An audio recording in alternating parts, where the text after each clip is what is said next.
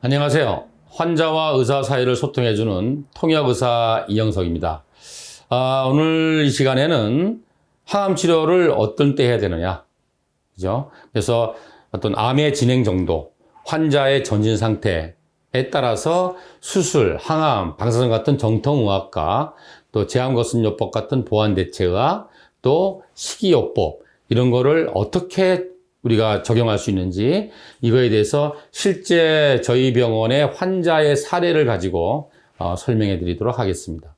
이 그림이, 이 도표가 아주 굉장히 그 항암 치료에 어떤 언제 해야 되느냐, 언제는 의미가 없냐에 대해서 요약을 잘 해놓은 건데, 이 그림 A를 보면은, 이건 어떤 경우냐면은 아주 럭키한, 운이 좋은, 최상의 조건이죠. 암을 조기에 발견했어. 그래서 근치적인 수술이 가능했어. 그 다음에 이제 아무리 근치적인 수술을 했다 하더라도 그 병변 주위나 이미 그 혈액 속으로 잔존 암세포들이 돌아다닐 가능성이 상당히 많은 거죠. 그래서 수술 후에 이제 보조적인 항암이나 또는 방사선 치료를 해서 재발 확률을 낮춘다. 그런 다음에 우리가 제암거순요법, 식이요법을 한다. 이게 최상의 조건이죠. 그래서 그림 A에서 보듯이 수술을 해서 상당히 많은 암세포를 줄여놨어요. 그죠? 그런데 이제 그 다음에 항암이나 식이요법이나 뭐 이런 걸 비타민 요법 이런 걸 통해서 계속 남아있는 암세포를 더 줄여서 다시 기승을 못 부리게, 다시 부활 못하게 하는 거죠. 이런 경우가 이제 가장 좋은 방법입니다. 그래서, 근데 이제 이런 경우에는 그 수술을 하고 나서 항암을 오래 하지 않아요. 뭐, 3번, 4번, 내지는 뭐, 5번 정도 이렇게 몇 번 횟수를 정해놓고 해요. 그래서 항암에 의해서 정상세포나 면역세포가 손상을 받는다고 하더라도 그 정도가 심하지 않고 그 이후에 뭐 제암거순요법이나 식이요법이나 면역치료나 해독치료를 통해서 충분히 우리가 더 건강하게 우리 몸을 만들 수 있기 때문에 이 수술 후 보조 항암이나 방사선은 할 수 있을 때 하는 것이 통계적으로는 더 재발을 막는 데는 의미 있게 좋다, 이렇게 말씀드릴 수가 있습니다. 그래서 어떤 경우에는 조기에 이렇게 발견해가지고, 그다음부터 이제 식이요법 이런 걸 막 하고 운동을 하니까 몸이 좋아져서 다른 질병들 있죠, 왜? 뭐 심장질환이나 고혈압, 당뇨 이런 게 막 없어지는 경우도 많아요. 그래서 오히려 이 암이라는 치료를 통해서 제2의 인생은 더 건강한 삶을 살 수도 있습니다.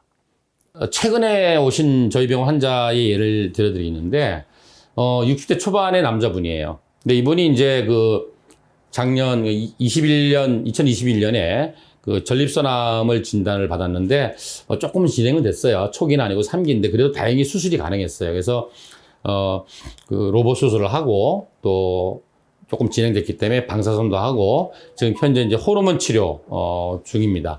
그런데, 그래서 이제 이 PSA, 전립선암의 종양 표지 인자는 17에서 지금 0.07까지 확 줄었어요. 그런데 이분이 이 전립선암을 수술하기 위해서 여러 가지 검사를 하다가 본인의 심장혈관이 막혀 있는 걸 발견한 거예요. 관상동맥 질환이라고 그러죠. 협심증 그러죠, 우리가. 그죠? 근데 이분이 이제 뭐냐면 고혈압이 있다는 걸 알았는데 5년간 그냥 약을 안 드시고 그냥 방치한 거예요.